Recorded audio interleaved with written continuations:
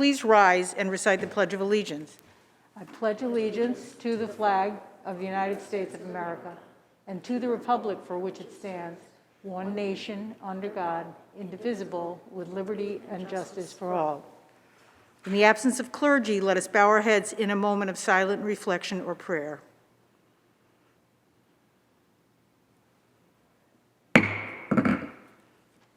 Reading of the Journal. In Senate, Wednesday, January 19th, 2022, the Senate met pursuant to adjournment. The Journal of Tuesday, January 18th, 2022 was read and approved. On motion, Senate adjourned. Without objection, the Journal stands approved as read. Presentation of petitions, messages from the Assembly, messages from the Governor, reports of standing committees, reports of select committees, communications and reports from state officers, motions and resolutions. Senator Gianaris. Thank you, Madam President. Can we take up the reading of the calendar, please? The Secretary will read. Calendar number 57, Senate Print 7729 by Senator Skoufis, an act to amend the real property law. Read the last section. Section 3, this act shall take effect immediately. Call the roll. Adavo, Gianaris, Kruger, Ort, Stewart-Cousins, White.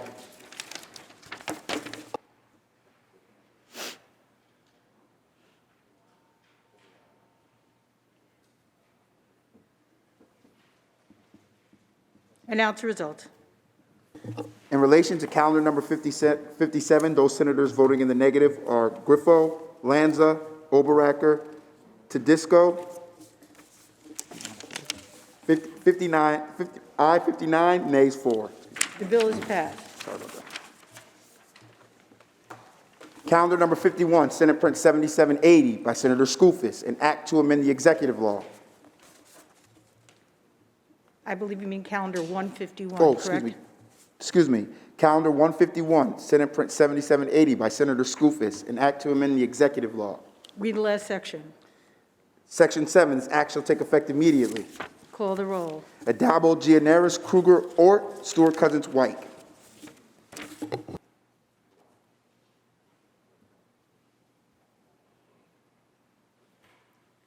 Announce the result. In relation to calendar 151, those senators voting in the negative are Borrello, Griffo, and Lanza. Ayes 60, nays 3. The bill is passed. Calendar 153, Senate Print 7784 by Senator Ramos, an act to amend the alcoholic beverage control law. Read the last section. Section 4, this act shall take effect on the same date and in the same manner as the chapter of laws of 2021. Call the roll. Adabo, Gianaris, Kruger, Ort, Stewart-Cousins, White. Senator Ramos to explain her vote. Yes, thank you, Madam President. I'm really happy that the discussion about these chapter amendments is finally over and we can finally implement this law. I rise in defense of our restaurants. Restaurants have been tremendously hit by the pandemic, by policies that have dissuaded people from going out, of course, in order to keep everyone safe. But we know that there's a bigger problem at hand and that there are multinational companies like Amazon that are causing blights in our economic corridors in any district here in New York State. And that's why we want to protect restaurants as our most viable small businesses in our community in order to keep our retail corridors vibrant, in order to keep people at work. Look, I represent District 13, the northwestern corner of Queens, where we have some of the best food in the world due to our diversity, but I actually also represent the largest cohort or concentration of food workers in New York City. The closure of many restaurants in Manhattan has hurt us tremendously as well. And so being able to give New York City restaurants some parity with the upstate and Long Island restaurants in being able to obtain temporary liquor licenses is of utmost importance. This will allow new restaurants to be able to make money much quicker and hopefully be able to reach that financial solvency that they all dream about. But look, there's going to be a lot more work that has to be done in order to help salvage our restaurants. I'm looking forward to discussions about unfairness with triple net leases. I want to discuss making sure that we're making the governor's call for to-go drinks a reality. And I want to make sure that every single one of my neighbors that dreams of opening a small business, especially a restaurant, is able to do so, and that they are helped by the state, not hindered by red tape or any bureaucracy. So I want to thank all of my colleagues who have voted for this bill, and I thank you. I want to thank the majority leader also for her leadership and in making sure that we're ushering this huge transformational change for restaurants today. Thank you. Senator Ramos to be recorded in the affirmative. Senator Borrello to explain his vote. Thank you, Madam President. Certainly want to, I am supporting this, and I'd like to thank the sponsor for her support for restaurants, but I can tell you that this is a small step in what is a major gutting of our restaurant industry, especially here in New York State. As a restaurant owner, I can tell you that we have much bigger problems to address than this, and I hope the sponsor will look at those problems.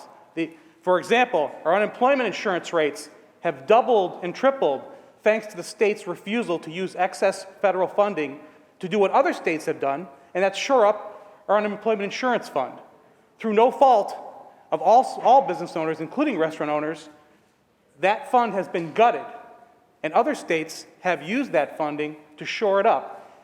Our restaurants, our hospitality industries, our businesses in general should not be paying the price for government's mistakes when it comes to our unemployment insurance fund. We still have the highest workers' compensation cost in the nation, 5 times or more what it is in the state of Pennsylvania. We should address that if we would like to help our restaurants and hospitality industry. We should look at the rising costs of doing business in general. In a city, particularly, that has become less and less safe, people are afraid to go out to those restaurants. So while I applaud the idea of this bill, and it certainly does create parity with upstate when it comes to these temporary licenses, we have much bigger problems to save the hospitality industry in New York State. Thank you. Senator Borrello, how do you vote? I'm up. Senator, I want it to be clear. Senator Borrello to be recorded in the affirmative. Announce the results. Ayes 63. The bill is passed. Calendar number 165, Senate Print 7799 by Senator Comrie, an act to amend the chapter of the laws of 2021. Read the last section. Section 2, this act shall take effect immediately. Call the roll. Adabo, Gianaris, Kruger, Ort, Stewart, Cousins, White.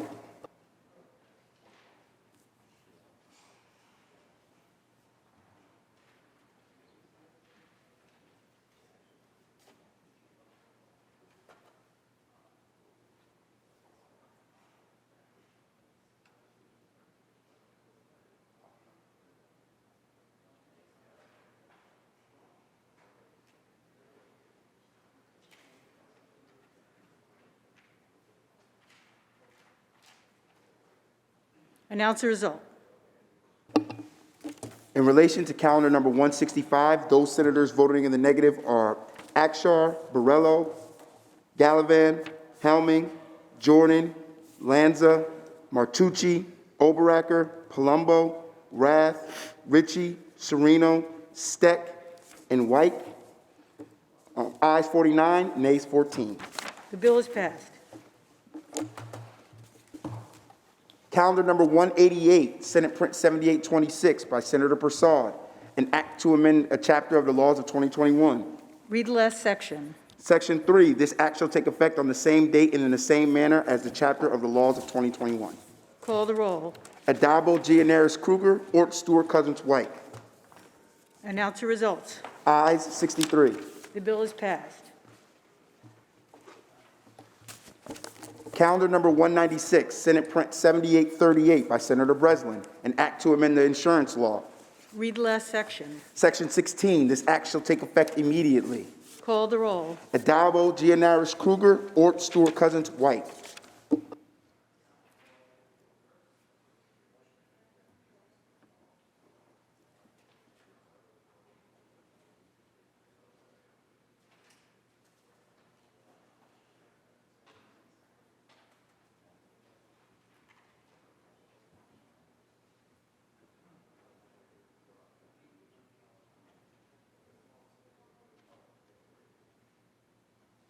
Announce the result.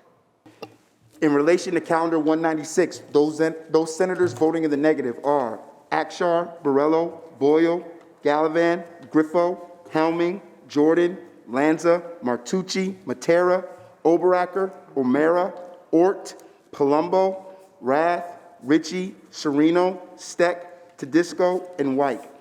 Ayes 43, nays 20. The bill is passed. Calendar number 201, Senate Print 7845 by Senator Myrie, an act to amend the Chapter 249 of the laws of 2021.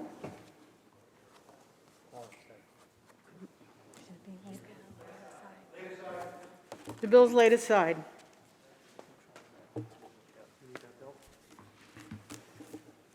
Calendar number 202, Senate Print 7846 by Senator Bridgeport, an act to amend the Social Services Law. Read the last section. Section 2, this act shall take effect on the same date and in the same manner as the chapter of laws of 2021. Call the roll. Adabo, Gianaris, Kruger, Ort, Stewart, Cousins, White.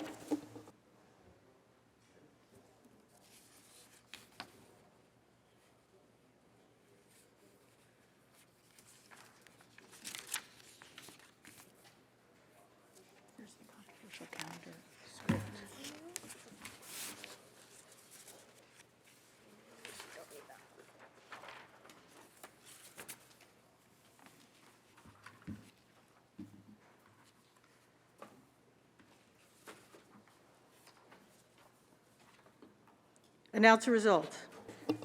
In relation to calendar number 202, those senators voting in the negative are Akshar, Borello, Boyle, Griffo, Jordan, Matera, Oberacker, O'Mara, Ort, Palumbo, Rath, Ritchie, Steck, and White. Ayes 49, nays 14. The bill is passed. Calendar number 204, Senate Print 7848 by Senator Mannion, an act to amend the mental hygiene law. Read the last section. Section 2, this act shall take effect on the same date and in the same manner as a chapter of the laws of 2021. Call the roll. Adabo, Gianaris, Kruger, Ort, Stewart, Cousins, White.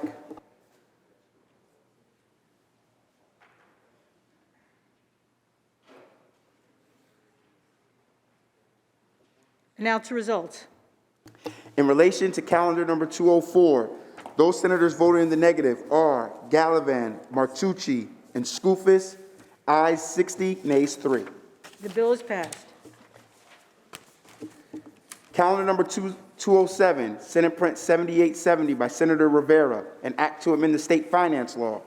Read the last section. Section 5, this act shall take effect on the same date and in the same manner as Chapter 190 of the laws of 2021.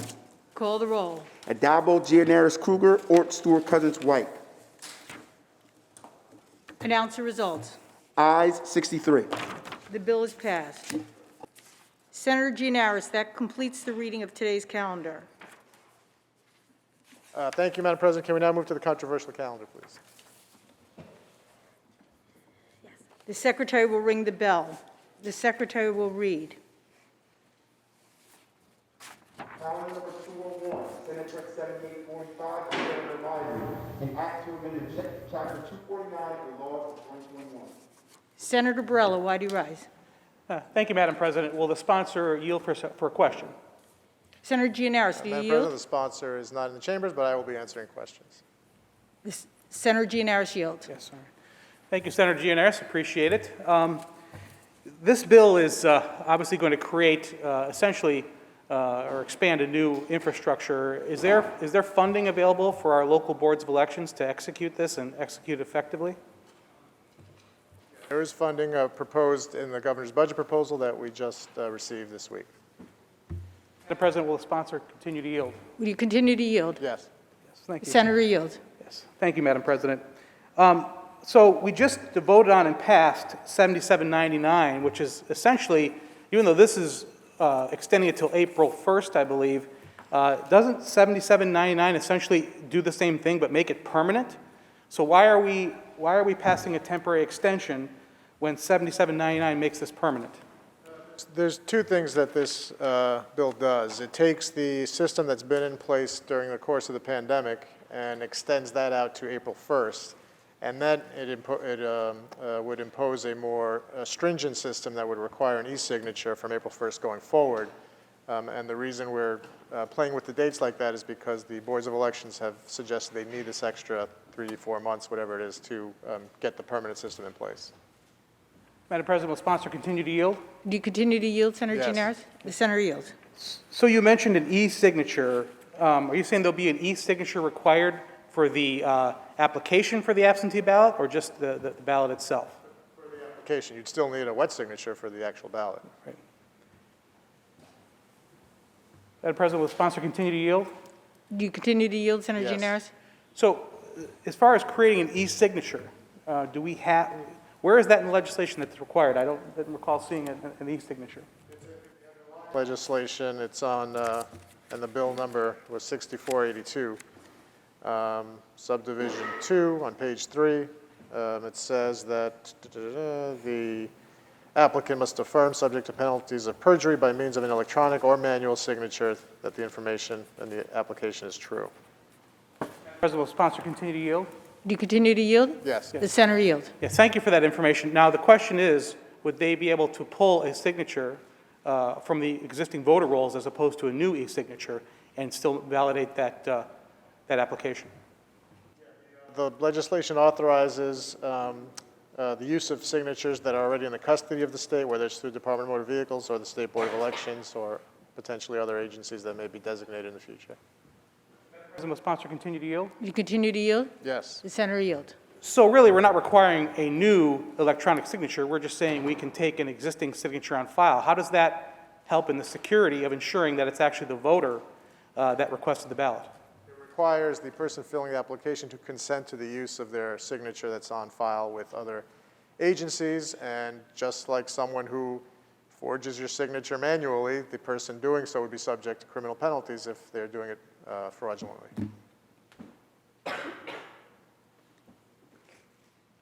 President, will sponsor continue to yield? Do you continue to yield, Senator Gianaris? He yields.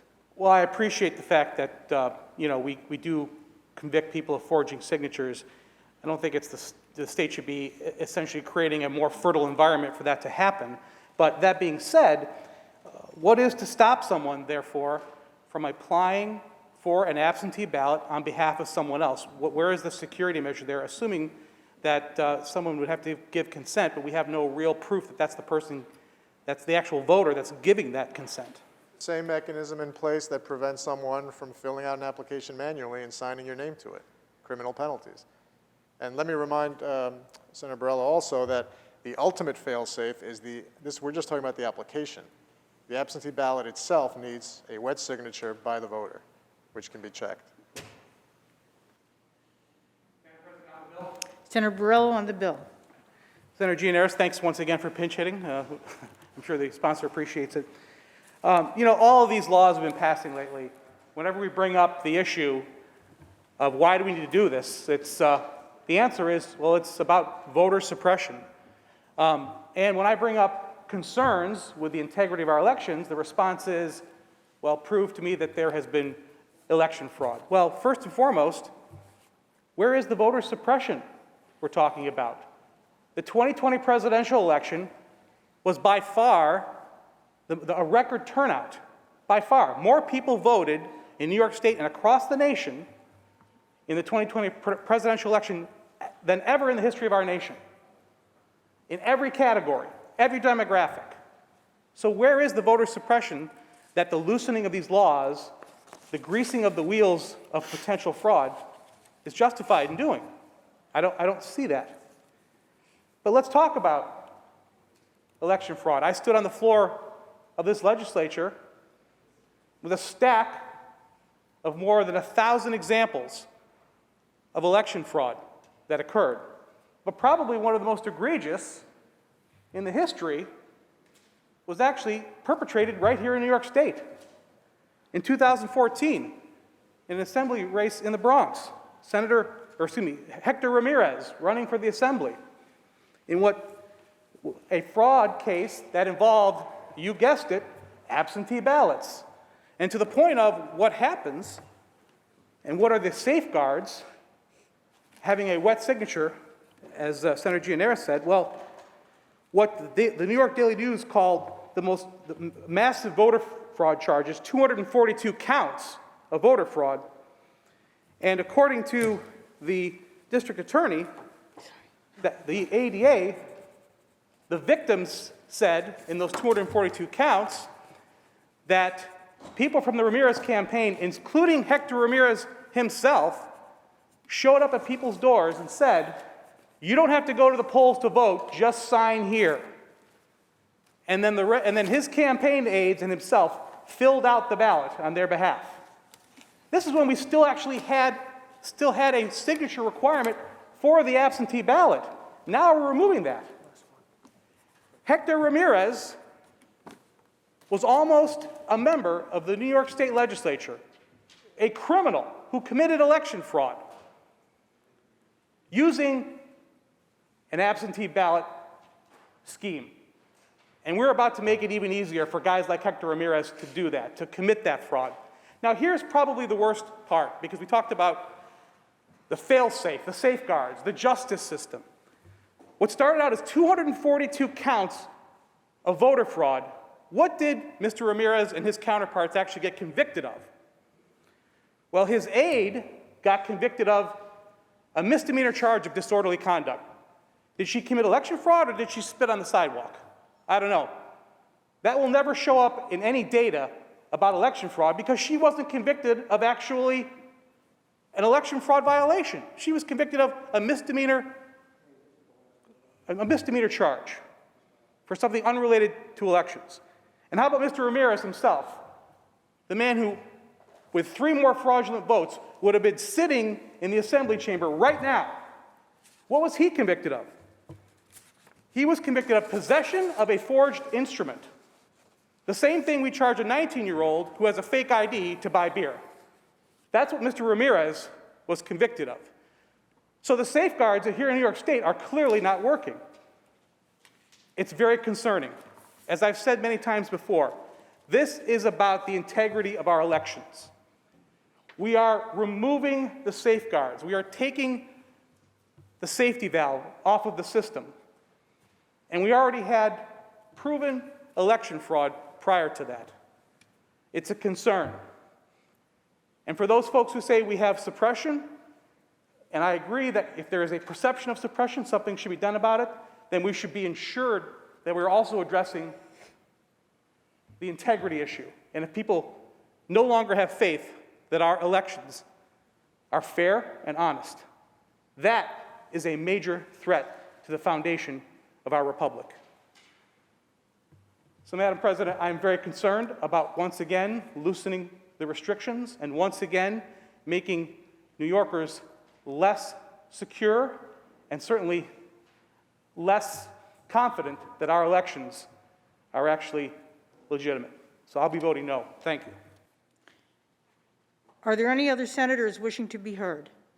Seeing and hearing none, debate is closed. The secretary will ring the bell. Read the last section. Section 4, this act shall take effect immediately. Call the roll. Adabo, Gianaris, Kruger, Ort, Stewart, Cousins, White. Announce the result. In relation to calendar number 201, those senators voting in the negative are Akshar, Borrello, Boyle, Gallivan, Griffo, Helming, Jordan, Lanza, Martucci, Matera, Oberacker, O'Mara, Ort, Palumbo, Rath, Ritchie, Sereno, Steck, Tedisco, and White. Ayes 43, nays 20. The bill is passed. Senator Gianaris, that completes the reading of today's calendar.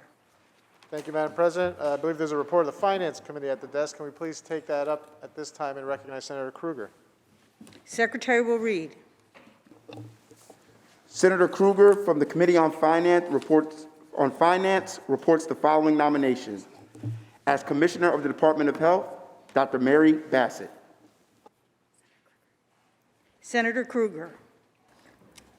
Thank you very much, Madam President. I would first like to offer anyone else who would like to speak on Mary Bassett's behalf, and then maybe I will close on her. Thank you. Senator Rivera on the nomination. Thank you, Madam President. I wanted to take this moment to thank Governor Hochul for sending us such a qualified nominee. Dr. Mary Bassett, who is a scholar, former Commissioner of Health in the City of New York, and somebody who has not only cares deeply about public health, but has made it her career to deal with health inequities.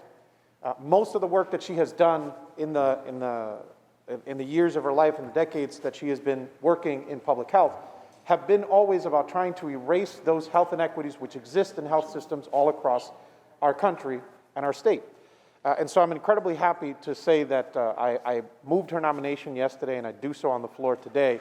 And I also want to say that the conversations that we had yesterday that were around not only, Madam President, the fact that she, not only her level of expertise, but the fact that she recognizes, much like the new governor does, that cooperation and collaboration between the legislature and the executive is incredibly important, but also something that I'd like to underline, particularly considering what we had to deal with in the last couple of years, was the fact that she said very clearly that she would never do something which she felt, even if she was given, even if it was said to her, this is something that you need to do for political reasons, that she would never do something that would put the health and well-being of New Yorkers at risk.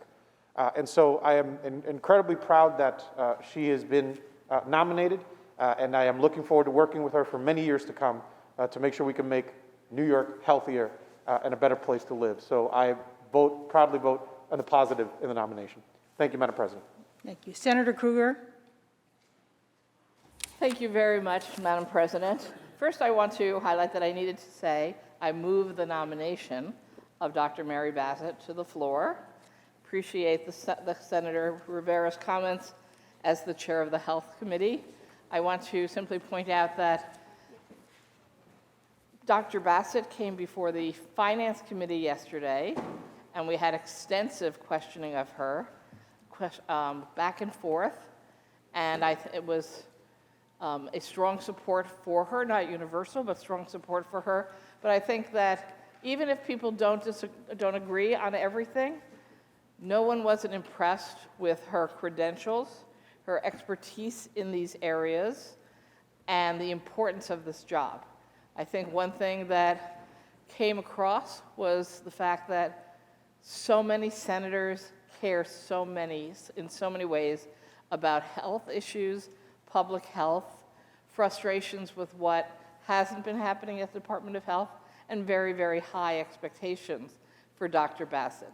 And she was very honest in how short a time she'd been here, and that she has not actually learned everything about her own agency and all the responsibilities within law of the agency, but was very open to hearing from us in the legislature, from doing her due diligence, and for getting down to the problems and the solutions.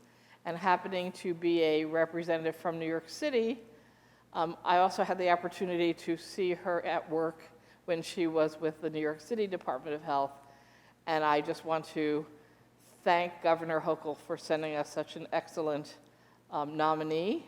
This is probably one of the hardest jobs in government, certainly at this time during a pandemic.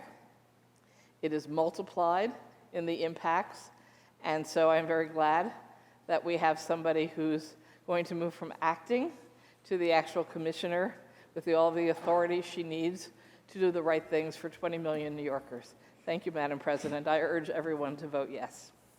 Thank you, Senator Krueger. Senator Jackson on the nomination. Thank you, Madam President. My colleagues, I rise today to explain my support for the nomination of Dr. Mary Bassett for Commissioner of the Department of Health. Dr. Bassett has more than 30 years of experience in public health, having served 4 years as Commissioner for Health for the City of New York. Dr. Bassett has had a track record that highlights her dedication to social justice and health throughout her career. Her approach to health equity is holistic, understanding the impact on our environment, housing, race, and gun violence on health outcomes for all New Yorkers.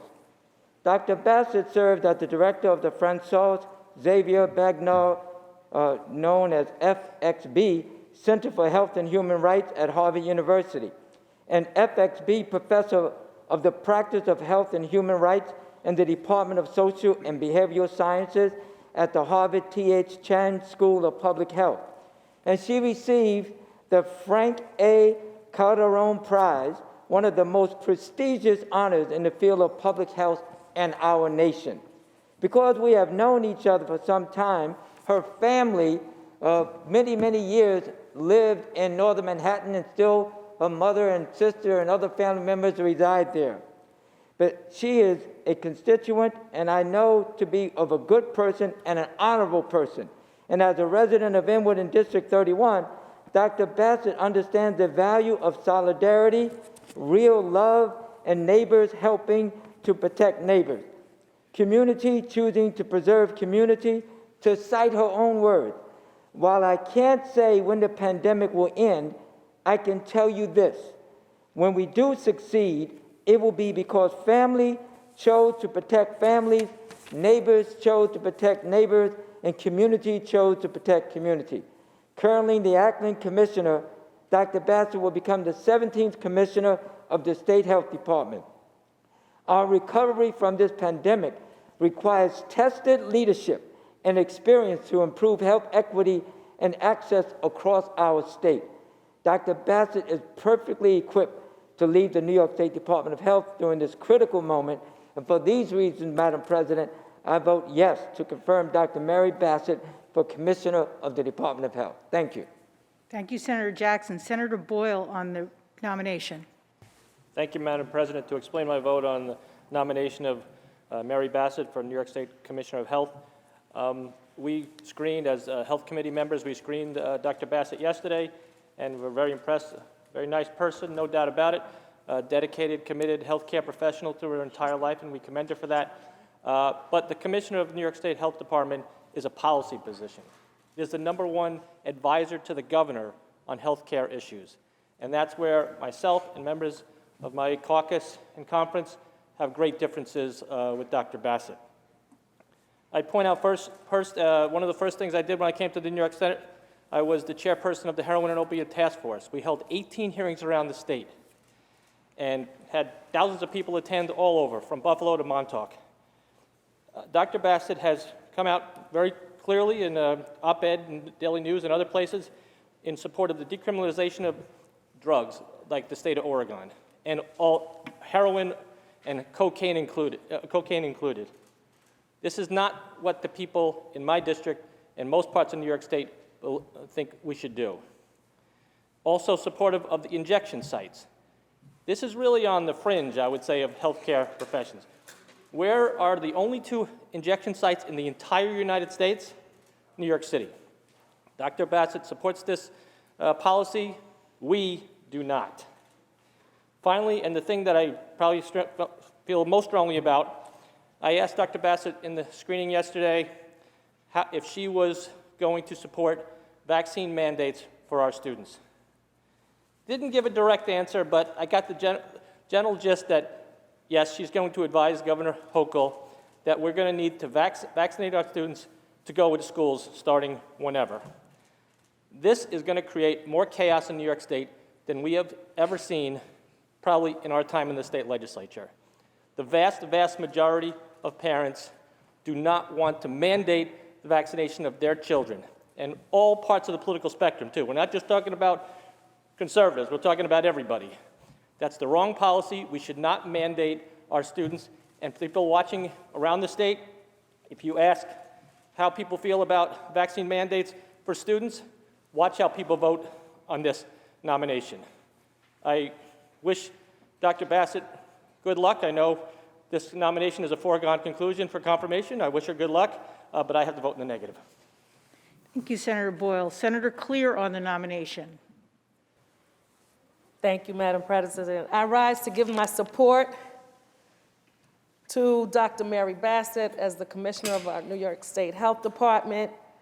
We are so fortunate to have someone like Dr. Bassett with the expertise, experience, empathy, racial and socioeconomic sensitivity that she has demonstrated throughout her career. New Yorkers are going through one of the worst health crises ever, having Dr. Bassett at the helm of our state's health agency gives me the confidence that all New Yorkers will receive the best guidance and information related to public health. Recognizing issues like gun violence as a health crisis, lack of housing, and her commitment to transparency and equity, I look forward to working with her and her office to address the health issues and disparities that plague many of our neighborhoods. So I vote yes on Dr. Mary Bassett. Thank you, Senator Clear. Senator Serino on the nomination. Thank you, Madam President. You know, I went into the Finance Committee yesterday with high hopes that we would hear from a new health commissioner that with a fresh perspective, an open mind, and a desire to right the wrongs of the past administration. Instead, I was totally disturbed to hear Dr. Bassett answer that she made the decision not to look back, or in her words, unraveled what happened with the former administration in regards to the pandemic response in nursing homes. We cannot afford to repeat the mistakes of the past, and that starts by unraveling exactly what went wrong. And to have accepted this job without even having read the most controversial order of the pandemic, as she claimed during the committee meeting yesterday, simply defies logic. By that way, that order is only 1 page long. 1 page. For too many New York families who are impacted by the state's horrible pandemic policies, they don't get the luxury of not looking back. Too many of them are reliving their nightmare every day, and they're desperately seeking answers and closure. I understand Dr. Bassett's desire to look forward and move into the future. We all share that desire. But in order to do that effectively, as all scientists know, we have a duty to evaluate and learn from past practices. I hope that Dr. Bassett considers her response and stance on this, reconsiders her response. But due to her opposition to taking this basic step, I'll be voting no today. And I can only hope that Dr. Bassett finds her in her heart to do the right thing by these families and by the healthcare heroes who put their lives on the line and were the ones who held the hands of residents and comforted them as they took their last breath after the state had shut their families out. Thank you, Madam President. Thank you, Senator Serino. Senator Borrello on the nomination. Thank you, Madam President. I certainly agree with Senator Krueger that she has an impressive resume, Dr. Bassett, and that she is certainly seems qualified. But this job is to be the Chief Public Health Officer of New York State. Public health should be something that's not politicized. And unfortunately, what we've seen is her taking some very political stances on what should be a public health issue. It has already been mentioned about her support for injection sites and the decriminalization of all illicit drugs. New York State has been suffering with a crisis of overdoses. People are dying literally every day. And we have a public health official that believes that we should be decriminalizing the very drugs that people have succumbed to. That's concerning for me. She's also politicized the office already by making a recommendation that doctors, instead of looking at a patient individually, based solely on their need for life-saving therapeutics for COVID treatment, that we should consider superficial issues like the person's skin color or ethnicity. And while those are certainly factors from an epidemiological standpoint, at the end of the day, doctors are supposed to deliver life-saving medication to the people that need it most, and not based on superficial determinations. And then we have talking about creating an Office of Gun Violence within the Department of Health. And when she was asked about this in one of the hearings, she kind of cavalierly said, but I'll have to come up with a different name than the Office of Gun Control because some of our legislators are allergic to talking about gun violence. Not only was that a divisive comment to the people that are supposed to be voting on her nomination, it's quite frankly pretty untrue. We all would like to talk about gun violence. Where we differ is what causes the gun violence. I firmly believe it's the people behind the gun, the people that we're not putting in jail, the people that we're letting out over and over again. What is the public health answer to revolving door criminal justice? I suggest that this is not a public health issue, but it is a poor policy issue that has been spread like a disease by this body. So I would ask Dr. Bassett to set aside the politics, her far-left background, and instead focus on the very important job of protecting the health and welfare of New Yorkers, which, by the way, has been cratered in the last 2 years in this pandemic, and also with very bad policies that have come out of Albany. So I'll be voting no, but still being hopeful that she can turn that ship around. Thank you. Senator Lanza on the nomination. Thank you, Madam President. I rise in opposition to this nomination. I agree with my colleagues on this side of the aisle and with Senator Krueger in terms of the credentials that, that Dr. Bassett brings to the table, if you will. They are without question impressive. She's eminently qualified in terms of credentials. And listening to Senator Jackson, my good friend, speak from a personal point of view in terms of knowing her as a good and honorable person, well, if Senator Jackson says so, that's good enough for me. I take him at his word. And those are important qualifications for anyone we consider in terms of serving the state of New York and the people. But as Senator Boyle mentioned and Senator Borrello,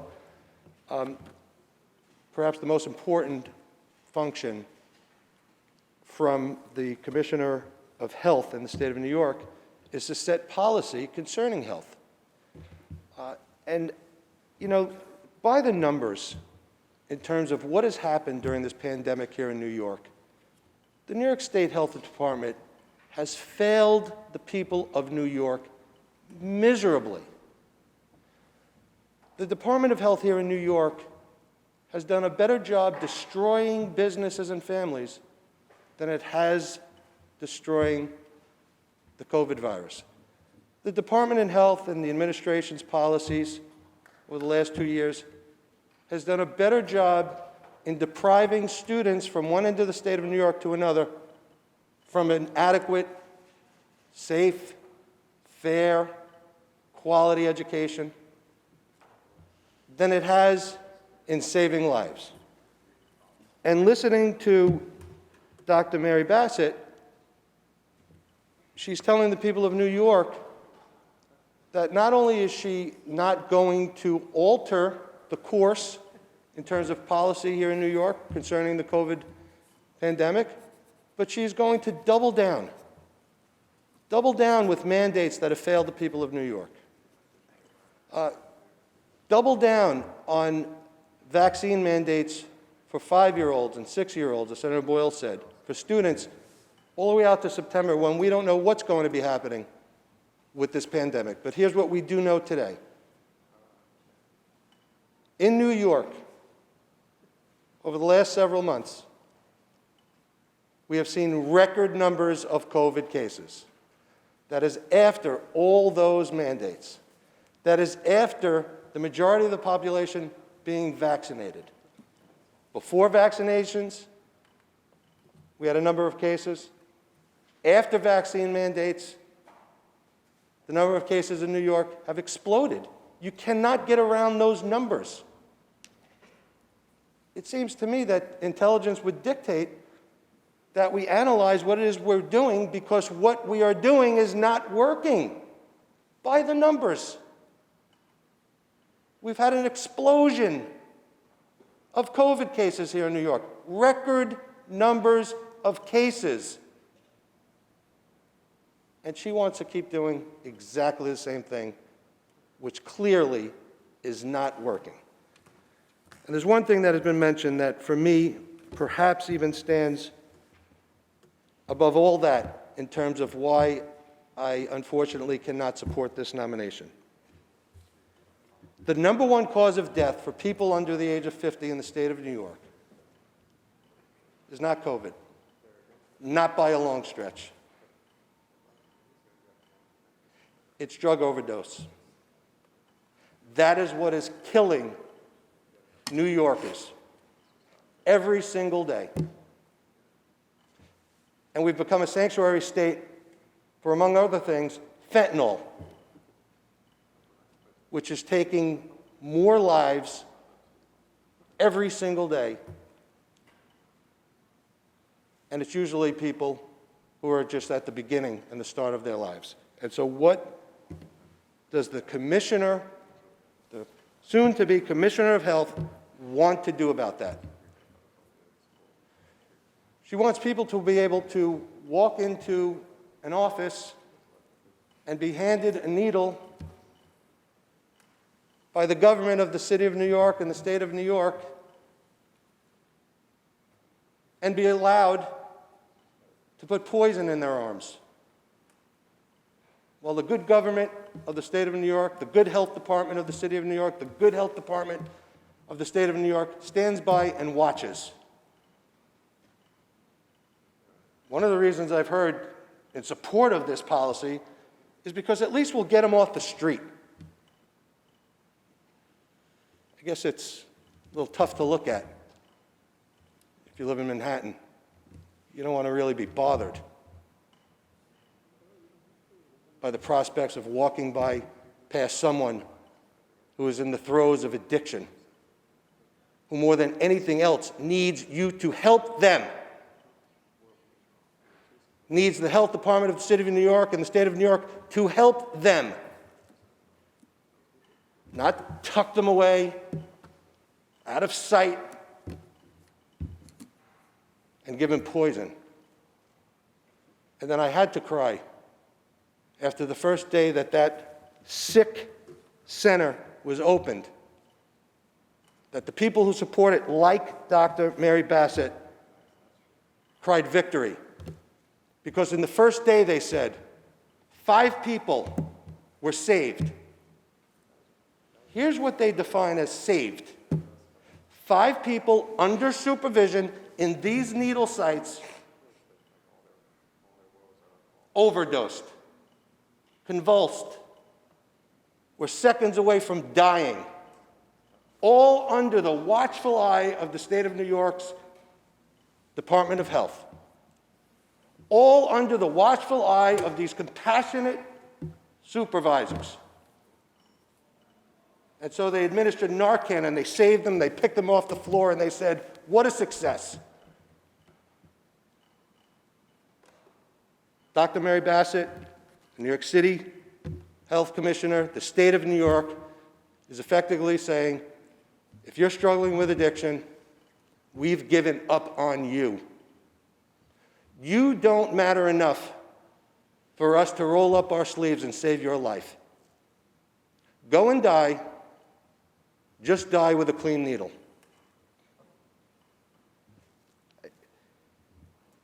This alone, to me, says the world is so upside down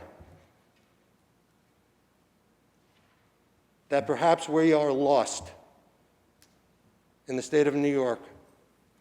But we can't keep doubling down on things that don't work. And we can't give up on each other.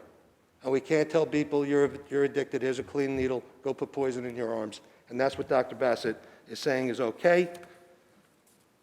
And of all the reasons, for me, that is the primary reason why I, unfortunately, Madam President, cannot support this nomination. The question is on the nomination. All those in favor signify by saying aye. Opposed, nay. Announce the results. In relation to Commissioner of Department of Health, Dr. Mary Bassett, following senators voted in the negative.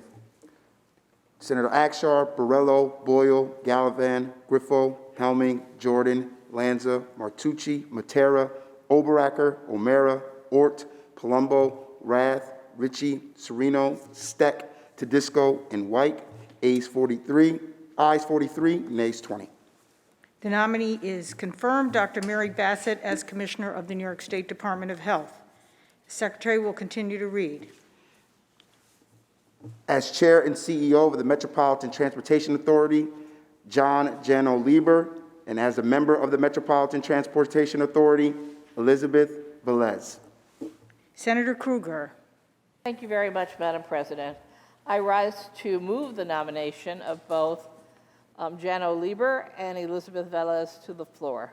Please recognize any senator wishing to speak on the nominations, and then I will come back to close. Thank you, Madam President. On the nominations. Thank you, Madam President. First of all, I'd like to recognize and thank Governor Hochul for bringing such a wonderful nominee to the floor for confirmation here today, Elizabeth Velez, as a member of the board of the MTA.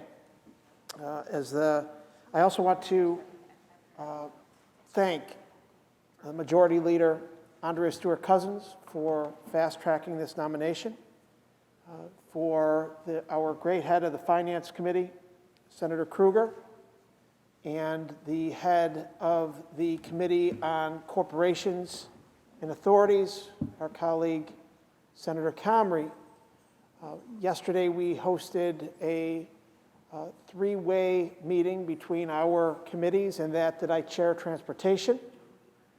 And Ms. Velez came before us and spoke very eloquently about her vision for the future of the MTA.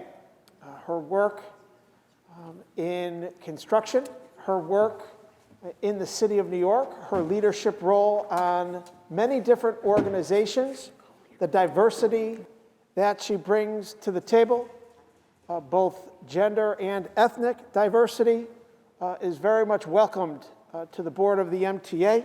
Her commitment to work with organized labor to ensure that the workforce has that voice on the board was met with great support.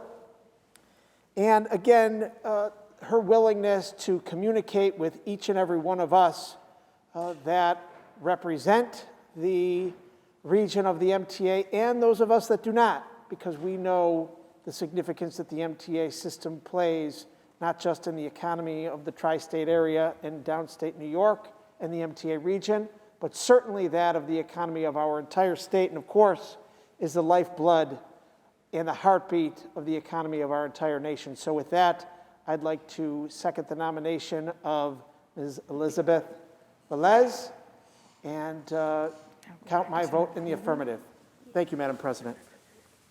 Senator Krueger on the nomination. Which one? Thank you very much. Yeah. So I want to thank Senator Kennedy and Senator Leroy Comrie, who participated in a three-committee extended meeting yesterday, much of it taken up by asking questions of both Janno Lieber and Elizabeth Velez. And what was clear was how important this organization, the MTA, is to New Yorkers, not just from the 12-county region that the MTA oversees public transportation in, but across the board in the state of New York. The recognition that whether we rise or fall as a 21st century state, whether our economy comes back, whether workers can move from point A to point B, whether businesses want to stay here or move here, is all heavily dependent on the Metropolitan Transportation Authority. And the facts also were clear. This agency is under enormous stress and strain, structurally and financially, and that we need to help it get past all of this for all of our constituents' sake. And you sometimes wonder why there are people like Janno Lieber or Elizabeth Velez who want these jobs. Ms. Velez, it's not even a paying position. And actually, Mr. Lieber came out of the private sector where I'm quite sure he was making more money than he does at the MTA. These are 24/7 jobs with enormous responsibilities. And guess what? And it was reflected in the questions. Pretty much everyone's always angry at them because everybody thinks that the MTA isn't working for them and must be working for someone else. And the truth is, it struggles along with problems for everyone, whether you're a rider on the Long Island Railroad or Metro North, or you're a New York City resident taking the subway or the bus every day, or wondering why there aren't any subways or buses that come to where you live or go to where you need to get. And so I find that both of these individuals are extraordinarily impressive, extraordinarily right for the jobs that they're being asked to continue to do, because Janno Lieber has been in this position for as the acting head for quite a while now. And I just think that the people of New York and the people of this Senate actually should be thanking them for their willingness to actually take on jobs where their job description includes and be abused by people. And it's not that people want to be mean, but they're upset because if they don't have a functioning public transportation system, it impacts everyone's lives on a daily basis. And they want it to be better, they need it to be better, we all need it to be better. And we, the legislature of the state of New York, need to be committed, as if with one voice, to helping them accomplish their goals. And I think it's critical that we have faith in the people running that agency to be giving us the direction of what they need us to do for us all to accomplish these shared goals. And so it is my pleasure to be asking everyone in this chamber to vote yes on both of these nominees. Thank you, Madam President. Thank you, Senator Krueger. The question is on the nomination of Elizabeth Velez to the board of the MTA. All those in favor signify by saying aye. Aye. Opposed, nay. Call the roll on the nomination of Elizabeth Velez. Addabbo, Gianaris, Krueger, Ort, Stewart Cousins, White.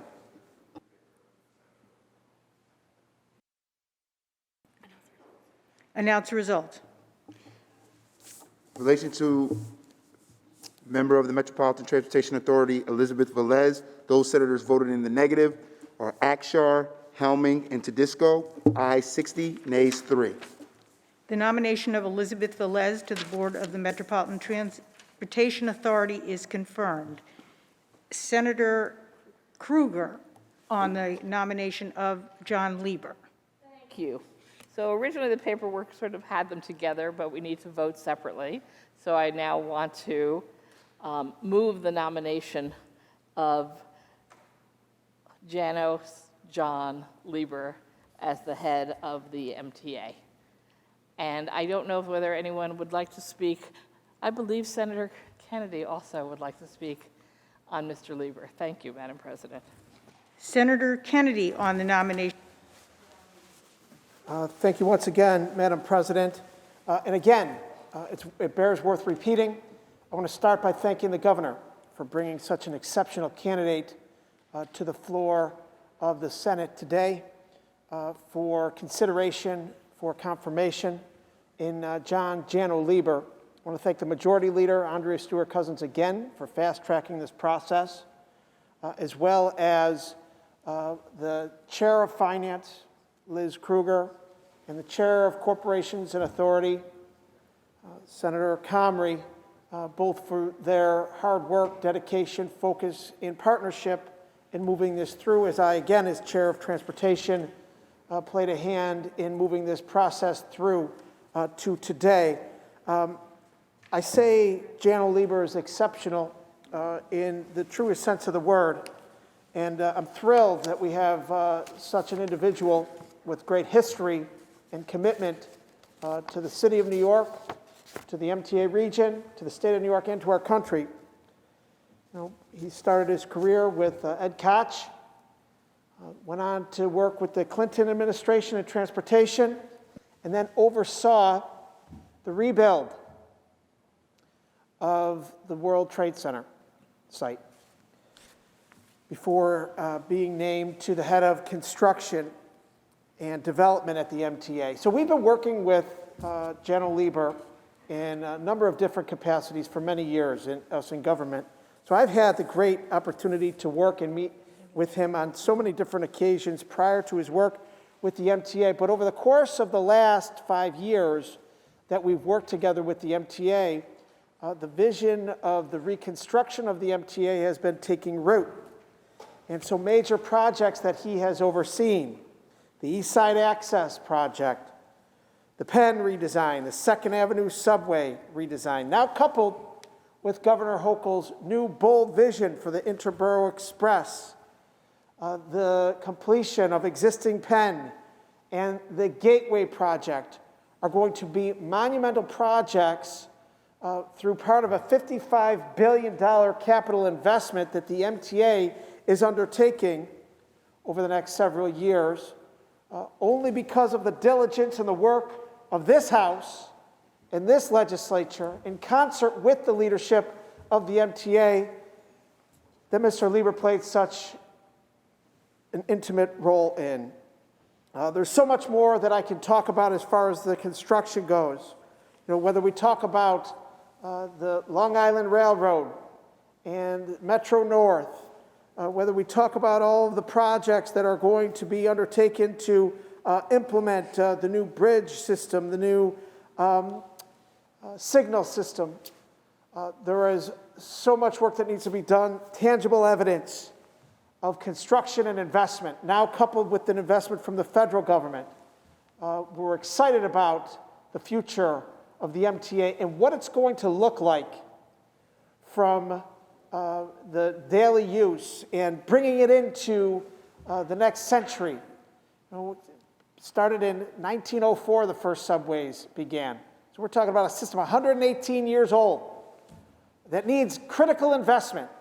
And we talk about things like accessibility issues and so many other issues that need that investment. There's no question in our minds, based upon his experience and work already with the MTA, that Mr. Lieber is right for that aspect of the job. But it doesn't end there. That's just the tip of the iceberg. It's essential that we have a system that works for the riders, most importantly, that people have confidence in their ride to and from work, to and from home, whether they're coming from the island, whether they're coming from the Hudson Valley, whether they're traversing within the 5 boroughs. The outer borough transportation issues have been an issue, the transit deserts. We could go on and on. There are issues aplenty. And the riders need to know that the individual at the helm has their best interests in mind. Mr. Lieber has proven that, and yesterday, through the marathon session, answered all of the questions to the support of our respective committees.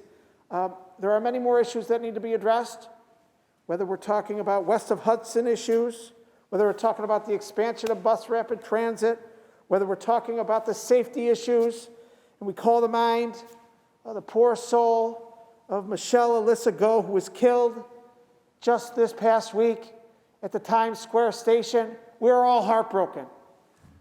And we all have to do better, and we all must demand better.